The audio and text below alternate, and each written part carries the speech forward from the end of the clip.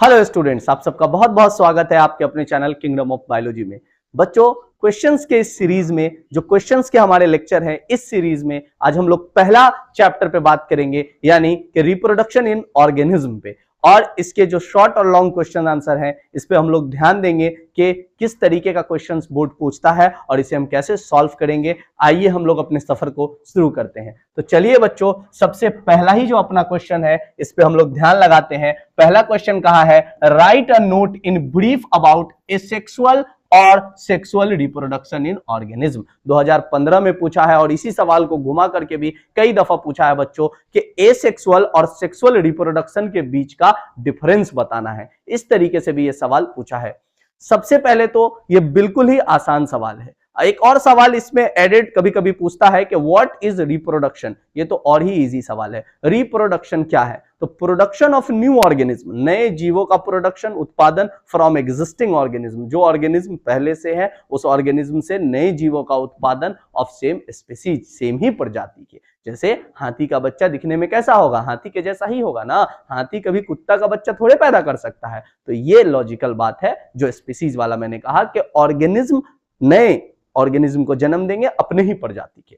आइए बच्चों, यहां क्वेश्चन ये नहीं पूछा है कि व्हाट इज रिप्रोडक्शन, यहां आपको पूछा है बेटा कि डिफरेंस बताना है सेक्सुअल और एसेक्सुअल के बीच में। बहुत ही आसान सवाल है, आप इसको ध्यान से सुनिएगा। तो सबसे पहले कहा गया है क्या? सेक्सुअल रिप्रोडक्शन और एसेक्सुअल रिप्रोडक्शन दो मोड है रिप्रोडक्शन के। इन्हें हम लैंगिक और अलैंगिक जनन के नाम से भी जानते हैं। कहा क्या कि भैया बताइए सेक्सुअल रिप्रोडक्शन क्या है? तो involve fusion of male and female gamete. कहा मेल और फीमेल गैमेट का फ्यूजन होगा। सबसे पहले तो हम ध्यान रखेंगे कि सेक्सुअल रिप्रोडक्शन में गैमीट का फॉर्मेशन, सेक्स सेल्स का फॉर्मेशन होता है। एसेक्सुअल रिप्रोडक्शन में सेक्स सेल्स का फॉर्मेशन नहीं होता है। ठीक है ना? तो यहां फ्यूजन होगा। जब फॉर्मेशन होगा गैमेट का तो फ्यूजन भी होगा। मेल और फीमेल गैमेट का फ्यूजन होगा किसमें? सेक्सुअल में। एसेक्सुअल में आप देखिएगा तो मेल और फीमेल गैमेट का तो कोई नामो निशान ही नहीं है, क्योंकि गैमेट फॉर्मेशन यहां पे बेटा नहीं होता है। यहां ध्यान दीजिएगा, कहा कि इसमें कितने पेरेंट होंगे? सिंगल। एक ही पेरेंट से नया ऑर्गेनिज्म प्रोड्यूस हो जाएगा एसेक्सुअल रिप्रोडक्शन में। और सेक्सुअल रिप्रोडक्शन में क्या कहा बेटा मैंने कि सेक्सुअल रिप्रोडक्शन में दो पेरेंट लगेंगे, एक मेल और एक फीमेल। आगे ध्यान दो बेटा, फिर लिखे हैं यहां जेनेटिक वेरिएबिलिटी पाई जाएगी। कहिए क्योंकि कुछ कैरेक्टर माताजी से, कुछ कैरेक्टर पिताजी से आएंगे बेबी के अंदर, चाइल्ड के अंदर, या प्रोजेनी कह लीजिए, वो वाला बेबी नहीं जो आप सोच रहे हैं। Progeny, child, offspring, new one, young one, नए बेबी को कहते हैं जो अभी जन्म लिया है उसको। ठीक है ना बेटा? तो बोला क्या कि जेनेटिकली इसमें क्या होगा? वेरिएबिलिटी पाया जाएगा। ठीक, उनमें जेनेटिक थोड़े थोड़े डिफरेंसेस होंगे, बट यहां ऑर्गेनिज्म एकदम फोटो कॉपी, फोटो स्टेट होगा, अपने पेरेंट के जैसा होगा, सेम टू सेम। लिखे भी हैं जेनेटिकली क्या होगा? आइडेंटिकल। और एसेक्सुअल रिप्रोडक्शन बालक सिंपल प्रोसेस है। इसमें नंबर ऑफ प्रोजेनी ज्यादा प्रोड्यूस हो सकता है एक दफा में, तो ये एक सिंपल और फास्ट प्रोसेस है। इसके बहुत सारे टाइप है, जैसे बर्डिंग, स्पोर फॉर्मेशन, फिजन। यहां अगर आप ध्यान दोगे तो ये थोड़ा कॉम्प्लेक्स, जटिल प्रक्रिया है, जिसमें अलग अलग स्टेप होते हैं फर्टिलाइजेशन के, जैसे प्री फर्टिलाइजेशन, फर्टिलाइजेशन और पोस्ट फर्टिलाइजेशन। फिर क्या कहा गया कि जर्नली इसमें इन्वॉल्व होंगे दो पेरेंट, अभी मैंने बताया, एक मेल और एक फीमेल। यहां सिंगल पेरेंट से ही नया ऑर्गेनिज्म प्रोड्यूस हो जाएगा। और इसमें जेनेटिक वेरिएबिलिटी या कहिए डाइवर्सिटी कम होगा, क्योंकि फोटो स्टेट होंगे और इसमें बेटा ज्यादा होगा। तो ये हुआ अपना सेक्सुअल और एसेक्सुअल के बीच का डिफरेंस। बालक एक बार और शॉर्टकट में अपने माइंड में फटाफट से रिवाइज कीजिएगा। क्या कहा मैंने? सेक्सुअल रिप्रोडक्शन में दो पेरेंट, एसेक्सुअल रिप्रोडक्शन में एक पेरेंट। सेक्सुअल रिप्रोडक्शन में गैमीट का फॉर्मेशन होगा, सेक्स सेल्स का फॉर्मेशन होगा। एसेक्सुअल रिप्रोडक्शन में सेक्स सेल्स का फॉर्मेशन नहीं होगा। साथ ही साथ इसमें एसेक्सुअल रिप्रोडक्शन में फोटो स्टेट बनेगा, जो ऑफस्प्रिंग होंगे, आइडेंटिकल होंगे अपने पेरेंट के, बट यहां आइडेंटिकल नहीं होंगे। है ना?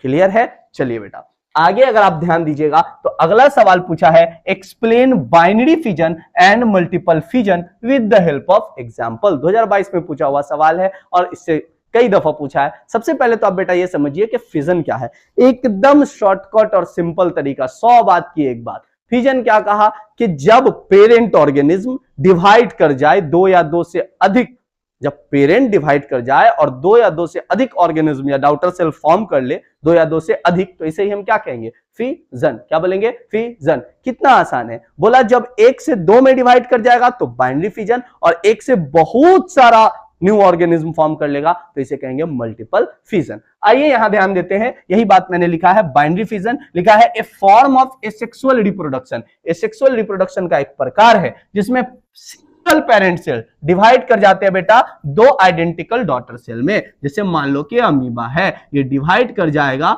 2 डॉटर सेल बना लेगा। यही एग्जांपल हो गया किसका बेटा, अपना बाइनरी फिजन का। दूसरी तरफ बहुत ध्यान दीजिएगा, तो लिखे हैं क्या, मल्टीपल फिजन। यहां क्या बोला, the parent cell divide many daughter cell. Parent cell divide कर जाएंगे और बहुत सारे डॉटर सेल फॉर्म करेंगे। इसका एग्जांपल है प्लाज्मोडियम। अगर आप ध्यान दीजिएगा तो जो, एक सेकंड बेटा, अगर आप ध्यान दीजिएगा तो जो प्लाज्मोडियम है ना, जब अनफेवरेबल कंडीशन होगा, सॉरी फॉर दिस, जब अनफेवरेबल कंडीशन होगा तो ये अपने चारों ओर एक हार्ड कवरिंग सिस्ट डेवलप करेंगे, सिस्ट का लेयर, और इसके अंदर न्यूक्लियस इसका बहुत सारे डॉटर सेल में इस तरीके से डिवाइड कर जाएगा। और जैसे ही कंडीशन फेवरेबल होंगे इसके लिए, ये रप्चर करेगा और ये सारे डॉटर सेल बाहर एटमॉस्फेयर में रिलीज हो जाएंगे या बाहर रिलीज हो जाएंगे। इसे ही हम कहेंगे क्या, मल्टीपल फिजन। सिंपल बात क्या है, जब पेरेंट 1 से 2 में डिवाइड कर गया तो इसे बाइनरी फिजन, और 1 से मल्टीपल में डिवाइड कर गया मल्टीपल फिजन। इसका एग्जांपल अमीबा हो गया, इसका एग्जांपल प्लाज्मोडियम हो गया। कोई दिक्कत नहीं ना बालक, आओ यहां ध्यान दो, यहां इधर उधर नहीं देखो बेटा। बोला क्या, distinguish between asexual and sexual reproduction. Asexual और सेक्सुअल रिप्रोडक्शन के बीच में वापस से वही डिफरेंस की दिखाइए, बताइए, सुटेबल एग्जांपल के साथ बताइए। 2020 में सवाल पूछा हुआ है, कई दफा इस सवाल को घुमा घुमा के पूछा है। क्या बोला, नंबर ऑफ पेरेंट्स, तो यहां बोला कि नंबर ऑफ पेरेंट्स पे बात करेंगे। सिंपल है, बताने की जरूरत नहीं है। सेक्सुअल में 2 और एसेक्सुअल में 1, सेक्सुअल में मेल और फीमेल, और एसेक्सुअल में सिर्फ एक ही पेरेंट चाहिए। यही बात यहां लिखा गया कि एसेक्सुअल रिप्रोडक्शन ऑल लैंगिक जनन में बालक इन्वॉल्व है सिंगल पेरेंट, केवल और केवल एक ही पेरेंट, जिसका एग्जांपल यहां देख सकते हो, अमीबा रिप्रोड्यूस करेगा बाइनरी फिजन से। बट बालक सेक्सुअल रिप्रोडक्शन की अगर बात कर ले, सेक्सुअल रिप्रोडक्शन की, तो इसमें कितने पेरेंट होंगे, 2, मेल और फीमेल, जो के जेनेटिक मटेरियल कंट्रीब्यूट करेंगे, है ना। ऑफस्प्रिंग में कुछ मेल से आएगा, कुछ फीमेल से आएगा, तो यहां 2 और वहां सिंगल। आगे बेटा ध्यान दीजिएगा, तो जेनेटिक वेरिएशन अभी बताएं कि asexual photostat identical daughter cell produce करेगा, तो वहां कोई भी जेनेटिक वेरिएशन नहीं होगा, बट सेक्सुअल में जेनेटिक वेरिएशन होगा। आगे ध्यान दीजिएगा, तो लिखा है कि प्रोसेस मतलब कितना कॉम्प्लेक्स होगा ये प्रोसेस, है ना। तो कितना कॉम्प्लेक्स होगा पहले ही बताए हैं आपको। एसेक्सुअल सिंपल भी है और फास्टर भी है, मतलब इसमें नंबर ऑफ प्रोजेनी ज्यादा प्रोड्यूस होंगे, और ये सिंपल है। और जो सेक्सुअल है ये थोड़ा कॉम्प्लेक्स है, क्योंकि इसमें step by step, process by process बेटा प्रक्रियाएं होंगी, और साथ ही साथ थोड़ा स्लो भी है। तो दोनों चीज यहां पे लिखे हैं, ऑफस्प्रिंग काउंट भी और प्रोसेस की कॉम्प्लेक्सिटी भी। कोई दिक्कत नहीं ना बेटा, यहां देख लीजिए इसको। आगे ध्यान दीजिएगा, फिर जो अपना अगला सवाल है, बोला डिस्क्राइब ओस्टेरस और मेंस्ट्रुअल साइकिल। ये सवाल भी कई दफा पूछा है। नॉन प्रीमेट्स मैमल्स जैसे कि काऊ वगैरह, तो यहां लिखे भी हैं कि जो ओस्टेरस साइकिल पे पहले ध्यान देना बेटा, कि अकर्स होता है किसमें, नॉन प्रीमेट्स मैमल्स में, जैसे कि काऊ, डॉग वगैरह में। ठीक है, बोला फीमेल्स इसमें क्या है, बोला मेटिंग के दौरान, ठीक है, हीट फेज में होती है, जिस फेज में वो बेबीज प्रोड्यूस कर सके। ठीक, बाद में अगर मेटिंग नहीं हो, ठीक है, तो यहां ब्लीडिंग नहीं होता है, बल्कि एब्जॉर्ब कर लेगा बॉडी उनका, क्या ये कि उनका बॉडी प्रिपेयर करेगा फिर से अगले दफा के मेटिंग के लिए, है ना। तो यहां लिखे भी हैं, if fertilization doesn't occur endometrium reabsorb हो जाएगा, यहां ब्लीडिंग नहीं होगा। बेटा अगर आप मेंस्ट्रुअल साइकिल देखिएगा, मेंस्ट्रुअल साइकिल को देखिएगा, तो ये प्रीमेट्स में होता है जैसे कि ह्यूमंस, और यहां यूटेरस बढ़िया से डेवलप करता है एंडोमेट्रियम लेयर को, और अगर फर्टिलाइजेशन नहीं हुआ तो ये लेयर टूट जाएगा और ब्लड के साथ शरीर के बाहर आ जाएगा। ये हुआ मेंस्ट्रुअल साइकिल। ये भी ध्यान रखेंगे कि जो अपना ओस्टेरस साइकिल है, ये बोला during certain time of year, खास समय में, साल के मतलब के पूरे दिन में, साल के पूरे दिन में, महीने में, खास समय के लिए ही हो पाएंगे। समझ में आया, मतलब कि रिप्रोडक्शन के एबल हो पाएंगी जो फीमेल्स होंगी। बट बेटा अगर आप मेंस्ट्रुअल साइकिल की बात करोगे तो ये कोई स्पेसिफिक टाइम नहीं, ये हर मंथ, है ना। वहां कोई साल की जरूरत नहीं कि साल में एक स्पेसिफिक सीजन आएगा, सीजनल ब्रीडर्स नहीं होते। मेंस्ट्रुअल साइकिल में हर 28 डेज पे ये साइकिल क्या होता है, रिपीट। जिसको हम लोग मेंस्ट्रुअल साइकिल का भी क्वेश्चन जब हम लोग ह्यूमन रिप्रोडक्शन के क्वेश्चंस को करेंगे तो वहां ये भी चीज पढ़ेंगे, कोई समस्या नहीं। तो ओस्ट्रस साइकिल नॉन प्रीमेट्स में और मेंस्ट्रुअल साइकिल प्रीमेट्स यानी कि ह्यूमन वगैरह में। आगे ध्यान दीजिए बेटा, फिर क्या बोला है, what is fertilization, explain its types. Fertilization क्या है, इसके टाइप्स को बताइए। तो बोला फर्टिलाइजेशन सिंपल प्रोसेस है, अगर एकदम शॉर्ट में समझोगे तो बोला fusion of male and female gamete, male gamete और फीमेल गैमीट के फ्यूजन को क्या कहिएगा, फर्टिलाइजेशन। सिंपल बात। तो यही बात यहां लिखे भी है, फर्टिलाइजेशन फ्यूजन है मेल गैमीट का और फीमेल गैमीट का। मान लीजिए ये मेल स्पर्म है और ये फीमेल ओवम है, इसका फ्यूजन हुआ, मिलन हुआ, क्या बन गया बेटा, जाइगोट। तो इसी को हम लोग क्या बोलेंगे, फर्टिलाइजेशन। सिंपल बात है। आगे ध्यान दो बालक, बोला दो तरीके के ये हो सकते हैं, इंटरनल एक्सटर्नल। फिर से मैं कहूं एकदम सरल तरीके से समझोगे, इंटरनल जब शरीर के अंदर हो, फीमेल बॉडी के अंदर फर्टिलाइजेशन हो तो इंटरनल फर्टिलाइजेशन, और अगर फर्टिलाइजेशन फीमेल बॉडी के बाहर हो, समझ में आया, तो उसको कहेंगे क्या, एक्सटर्नल फर्टिलाइजेशन। बोलिए क्या बोलेंगे, एक्सटर्नल फर्टिलाइजेशन।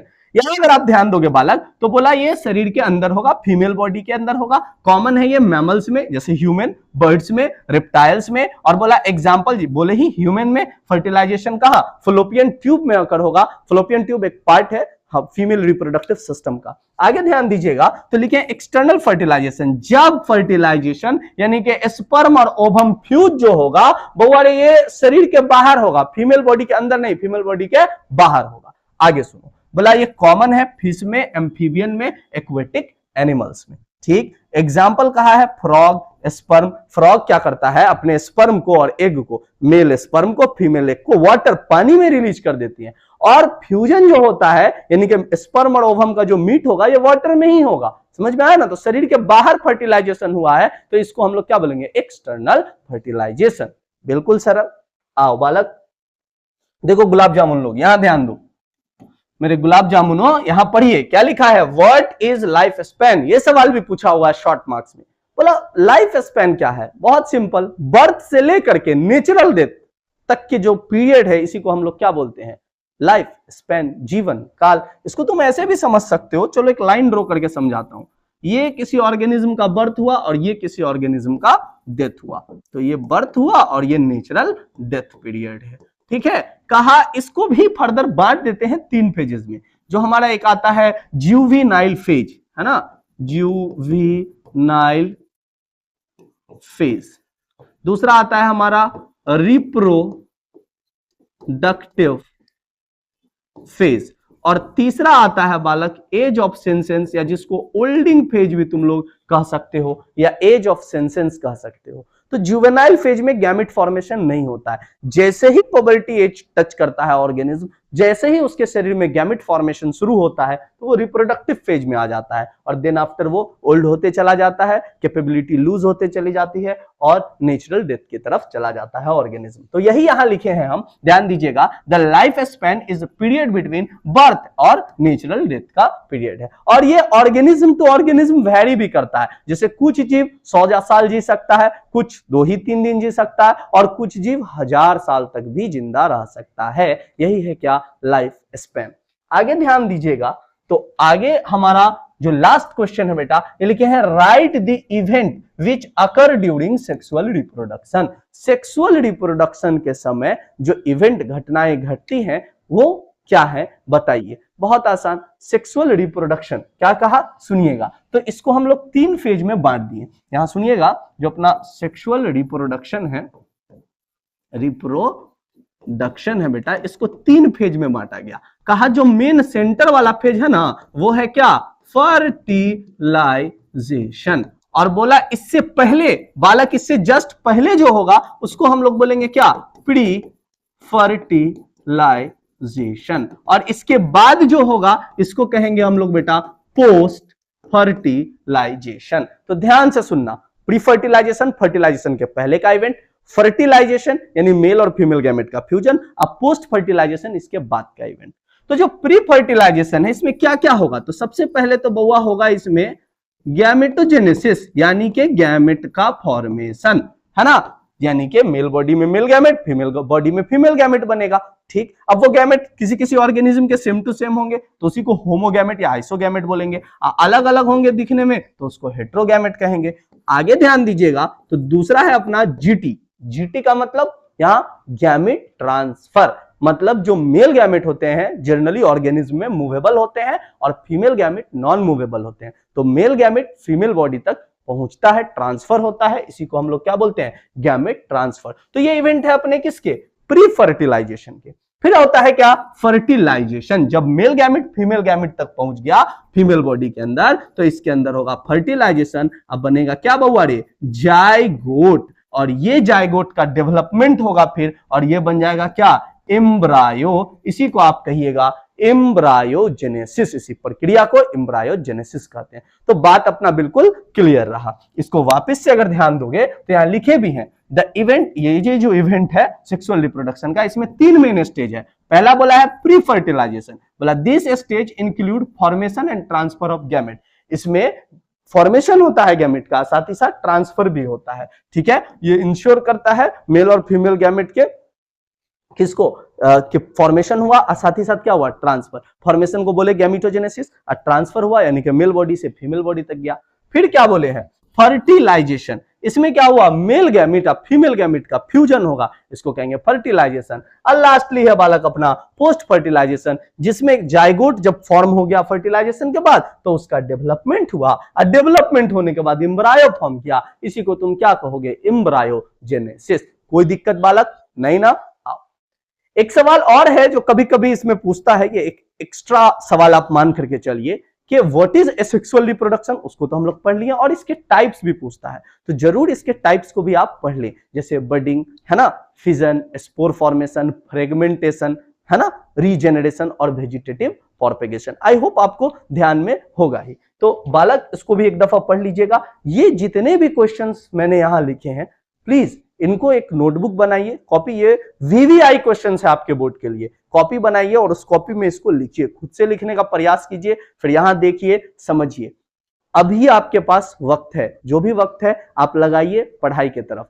पूरा साल तो बर्बाद कर ही लिए अपना, जो लास्ट फेज है एग्जामिनेशन का, जहां आपको पढ़ना चाहिए, आपको तैयारी करनी चाहिए, वहां आप बर्बाद ना हो, है ना। वैसे भी जो यंग जनरेशन के बच्चे, आप ये सोचो ना कि आपने पूरा साल क्यों नहीं पढ़ा। हमारे पास समय था पूरा साल पढ़ने का, आपने बिल्कुल पढ़ाई नहीं किया, इधर उधर में घूमने फिरने में, दोस्त यार के साथ चाय पीने में बेकार का अपना वक्त बर्बाद किया है ना। पेरेंट्स इतना मेहनत से पैसा कमाते हैं, आपके ऊपर खर्च करते हैं ताकि आप पढ़ें, अपना लाइफ बेटर करें, बट नहीं, आपको तो चाय के दुकान जाना है, घूमने, चाय पीना है, दोस्त के साथ घूमना है, टाइम पास करना है, इंस्टाग्राम चलाना है, फेसबुक चलाना है। क्या कर रहे हो, अपने पेरेंट्स के पैसों में आग मत लगाओ, पढ़ाई करो। पढ़ोगे नहीं तो कुछ भी नहीं होगा बालक। ये जितना भी क्वेश्चंस है इसको आप डन रखिएगा। ये था हमारा किस टॉपिक या किस चैप्टर का क्वेश्चन था, रिप्रोडक्शन इन ऑर्गेनिज्म का। इसके बाद जो अगला चैप्टर है उसका क्वेश्चन आएगा, फिर नेक्स्ट, इस तरीके से सवाल आते रहेंगे। पहले आप इस क्वेश्चन को कर लीजिए कॉपी में, उसको याद करने का प्रयास कीजिए। एक साथ आप 100 क्वेश्चन नहीं याद कर पाइएगा, बट 2-2, 4-4, 5-5 सवाल करके आप जरूर याद कर पाइएगा। तो कोशिश कीजिए अभी से आप याद करने में लग जाइए। अब आपका काउंटडाउन शुरू हो चुका है एग्जामिनेशन के लिए, है ना। जो आपके पेरेंट का ट्रस्ट है आपके ऊपर, है ना, जो लोग आपको केयर करते हैं, उनका जो ट्रस्ट है आपके ऊपर, उनको टूटने और बर्बाद होने मत दीजिए। समझ में आया ना, ट्रस्ट बहुत ही इंपॉर्टेंट चीज है, और अगर आपके पेरेंट का ट्रस्ट उठ गया आपके ऊपर से तो फिर समझ ही लो, पेरेंट्स का भरोसा मत तोड़ो। अपने लव वंस जो आपको भरोसा करते हैं, सम्मान देते हैं, उनका भरोसा बिल्कुल मत तोड़ो। बच्चों अच्छे से पढ़ो, इस लेक्चर्स को कंटिन्यू करो, और फर्दर लेक्चर्स के भी क्वेश्चंस को आप लिख के रखें, याद करें, ये आपके लिए एग्जाम में बहुत बेनिफिशियल होगा, है ना। तो इसे पूरा डन करें। वीडियो पसंद आया हो तो जरूर लाइक करें, चैनल को सब्सक्राइब करें और ज्यादा से ज्यादा शेयर करें। धन्यवाद।